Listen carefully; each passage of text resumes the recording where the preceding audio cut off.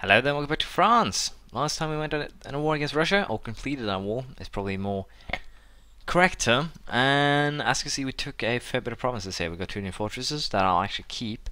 I'll get rid of this one now, because again, I don't need it. It's a little bit too far north. We have complete control of basically the sea now in the northern region. We're going to fight Norway for a annexation, basically. They're allied with Lithuania, and it's actually perfect because now we're going to use this opportunity to break Lithuania's alliance with Scandinavia for our next war. So it's basically right on to the next war. Unfortunately, Russia is no longer a, well, proper rival for me, which means that I have to choose Lithuania or the Pope. Well, the Pope doesn't actually like me to begin with, so we might as well rival him. I'm going to be going after his provinces very, very soon anyways. Umbria, Ancona, Dalmatia seems to be the 3 first targets I'll be targeting then. They are pretty high tech, which is a problem, and then we're going after the rest of these in another setting, which might piss off Austria. I wouldn't be too surprised if it happened, but I wouldn't be concerned either way. But for now, let's just go ahead and no, sorry, wait, I have something more important to do. I need to pay off my taxes. Yes, I have a loan of 1100 or 1200 ducats, so I need to pay this off, which is going to take a little while. I earn 400 ducats a month. So it's basically now a year of peace and recovery and that sort of thing while we sort this issue, if you will, out. So I'll be back shortly. For now, though, we're just going to wait and we're going to see how things turn out. Seems like we haven't actually had any reconversions in a while, so let's go with the Western Isles. We'll see how things turn out. I'll go back to saving up money. Well, this could be troublesome. Also, just claim the title Defender of the Catholic Faith. I have no idea if this means that, should I declare war on the Popery, that they might, well, get pissy out for me. They might, but I have no idea. We'll have to fix a couple of things, so I should probably go ahead also and embargo my rivals, because I've been stupid enough not to do that. So I'll do that, and then we'll see how things go. But for now, I do have my Conquest Castle bar on the Pope. I got a free claim on Napoli. That's pretty neat. I'm a little bit unsure how mad the Pope will be with me though. He was already pretty pissy, and with that, my papal influence gain is very, very low. As you can see, he hates me already. So we'll have to deal with this. Cardinal Maine has lived close to heretics in our nation, and rather than condemn them, he has tried to understand them. While sympathetic course of action, he has recently approached one of our ministers, confessing that he himself started to doubt church doctrine. If this came to the Pope's knowledge, he would no longer allow to serve in the Curia, but perhaps we can convince him to keep this to himself for a few ducats. It's unfortunate, but it's ill-suited for his position if he has doubts. To be perfectly honest, I don't care if I lose Cardinal. It's not that big of a deal. I don't use papal influence to begin with. I have no way of getting Curia controller, well, legitimately and, well, reliably, because again, I've been investing a lot before I got the low legitimacy ruler when I switched dynasty. Before that, I've been investing a lot, but I still didn't get it a single time, even though I had about 25% chance each time. So I've just given up on the Curia for now. I'm going to, well, cut down on the amount of states, and then we'll probably make something work. But for the time being, we'll just sit back and wait. England's truce is going to run out in 6 years, so that's fine. And Castile, in terms of their truce, it's going to run out in 4 years, so they're nearing their end. For now, however, I'll go back to fabricating claims and preparing for the war by paying off my loans. Do I want to bribe an advisor? Of course we want to bribe an advisor. The bad thing with bribing an advisor, though, is that I have to take another loan. This thing is done, as you can see, it's tomorrow, so I can't actually pay it already. So I'm going to actually have to take another loan. We're going to have to bribe an advisor, then we're going to repay that one loan, and then we're going to wait again, because I need to pay back my loan before I really make any moves. I could, of course, rely on my well, allies to do this move, but it's not too reliable. So what I'm going to do instead is actually downgrade to a, well, more reliable advisor, and we're going to go full army maintenance. And again, we're just going to keep our ships at bay, and I'm going to just have to save money for that second loan. There's no other way around it, sadly. So we'll wait and we'll see how this goes. I should probably just extend that original loan. That was my bad. But yeah, this means that we have our war against Norway coming up, and hopefully we can scatter, or at the very least get Lithuania off the trail here. I don't want Bohemia to join in. I really don't. And the reason for that is very, very straightforward. Unless they've already broken their alliance, no. As you can see, Lithuania is allied with Bohemia. So if I can just break Norway now, use that to break the alliance that Lithuania has, then that will be perfect for me. So we'll be going with just calling in Austria, and I'll just have Austria seize Lithuania for me. It's not a big. It's not. It shouldn't be a surprise. That's basically how I've been playing this entire game. And of course, the main problem here will be that Norway only has 8,000 troops, but if we add Lithuania's troops to that, you suddenly have another 50, 60,000. So I'm going to have to use these 48,000 here to protect my land, if you will. So of course it's going to be harsh, but I think it's going to be perfectly capable. And I am getting very close here to fabricating claims on everything that I want in this first war against Scandinavia. And of course the Popery too. I need to fabricate claims from him. I want Umbria and Dalmatia too in this first war, which will actually give me a border with the Ottomans, which means that I should probably fight them. But we'll see. For now that should be alright. Did beat the Norwegian army, and I have no idea whether you guys are going to run to. You stopped in Bergensus, wonderful. But yeah, then we're just going to siege Norway and deal with that in a, straightforward way.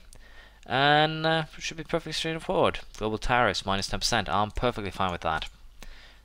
Let's just be perfectly honest. The tariffs weren't really that much to begin with, as you can see. So yeah, no concerns from my side there. Let's just be perfectly honest here.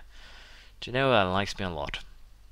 But for now, we'll go back to what we were doing. Just siege Norway, and we'll see what. Shoot. There we go. That's the end of the line. We're dead. No, basically I lost my ruler, which means I will have to up to stability again, but it should be perfectly fine. National unrest plus.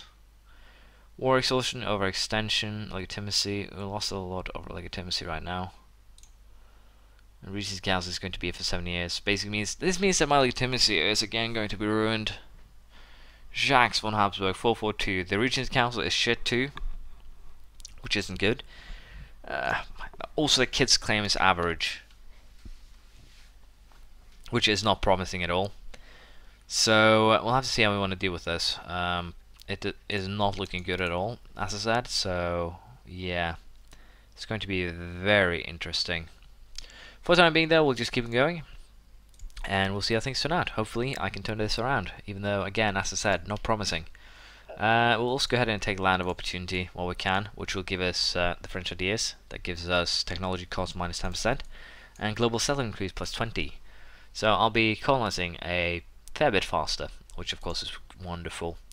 But for now, we'll just go back to sieging Norway, and then we'll figure out what we want to do with the problem that now is the Regency Council, because basically it means that my Regency Council is going to take a while. 7 years, at the very least, 7 or 8 years, and with that I can probably just focus on getting Lithuania into the alliance. Separatech has failed in their holy duties, and doomsday is now upon them. All the separate states broken away, and their nation is greatly weakened. Well, have fun, Separatech. Good luck, I guess. Hope you survive. But yeah, this is the second very long Regency Council that I had in a very short time. But of course, the only benefit to this is that I can, for starters, get my loan repaid with no problems at all. And on a second positive note, I can, almost guaranteed, make sure that I, can fix some of the problems, at the very least, that my nation currently has. So I should be perfectly fine in just doing that. And let's see, we can also, of course, have them give up to deal with Scandinavia now. So all in all, this is definitely beneficial. And even though it's going to take a little bit of time before I can actually start making moves, I will most likely be able to get the alliance with Lithuania up and running before we declare war on Scandinavia. I'll probably also be able to start the annexation of... Wow. I completely forgot about the fact that we should probably just have kept those guys there to keep the colony safe. But what I was going on about here is that this will also allow me to catch up a little bit in tech. But again, it's not the best thing ever, and I would be very much happy if I could have avoided it. I might have to actually start being kind to the Popey here, just to actually get some papal influence, if you will, for the purpose of getting the the 60 points for legitimacy. I think that's actually going to have to be goal now. So I'll just allow the claim on Scandinavia to be fabricated, and then we'll go ahead and make the deal with here with Lithuania. So it's going to be very interesting to see how this works. I'm also a little bit surprised, but I didn't actually pay attention. They're actually invading Paris. So let's just do one little thing here. Let's stop the relation improvement for a little while with the Popey. And Lithuania, are you willing to give me my deal? No, you're not. Who is Scandinavia allied with? Lithuania, East Frisia, and Flanders. I only have 12,000 men at home. My fleet is stuck. Phew. This is not good at all. I might actually put myself into corner here. Well, I'll leave everything in capable hands on the Austrians, and then we'll see what we do. But yeah, this is not good. I might have put myself into a very, very bad situation, but I'll sit back, relax, and we'll see if Lithuania goes back home, or what Austria decides to do with the Lithuanian, well, area. It's going to be very interesting for sure. And with that said, I should probably actually help out here a little bit. Just take a couple of provinces, and then we'll see how we stand after that. But yeah, this is not good. I might actually have to walk my forces home, or I should probably just fix the ships. Now this is interesting. Norway, that tells us of the first circumnavigation. Our fleet set sail to find a western sea route to the rich Spice Islands of Indonesia. It took them 99 days to let me start again. It took them 99 days to cross the ocean westward after they had found the Strait of Magellan located at the tip of South America. The strait was treacherous, and when they finally reached the ocean, the captain wept with joy. The ocean was so strangely calm it was named Pacific, from the Latin word tranquil. The fleet's captain died from a wound caused by poisoned arrow when assisting the chief of Cebu in conquering a rival tribe. 2 of our ships had survived. One tried to return across the Pacific but perished. The last ship continued west and sailed across the Indian Ocean, round the Cape of Good Hope, and as it arrived at our port, it became the first ship to circumnavigate the globe. Norway did circumnavigation apparently. Not, well, the ones you thought would do it, but that's beside the point. Started colony. Please don't tell me that's a colony. Portugal survived and somehow just showed up in Asia. That would be hilarious. But let's not. England. Do you think I will allow you to do this? England. The funny thing is, England's actually going to be very aggressive because they can, and that's the problem. But I have no idea how I want to handle Lithuania right now. Accept, deny. Guess we'll have to accept. How do I want to handle Lithuania? I might just have to go fleet maintenance full and send my fleet back home, or ships, or troops, or whatever you want to call them. I can't get a white peace with Lithuania. How about Norway? Can I get a couple of provinces from Norway just to make peace here? I can do this, and that will make the things look a little bit better. So we're just going to make peace with Norway here, because Lithuania went on a very interesting but weird rampage. I have no idea how they were actually allowed to walk through all of this with Austria, the Holy Roman Empire, in charge, but, well, I'll not question the signs, and we'll have them give up the deal with Lithuania, so that should be fine. Boom. Again, it's not the best way of solving the issue, but it's better than not doing anything. Unfortunately, the Norwegians do have their local nobility, which is it's a 12 development province costing me 173 administrative power. Let's just be perfectly honest here, that's not making any sense. Seriously. But it's just how the game has decided to handle this, so I can't really complain.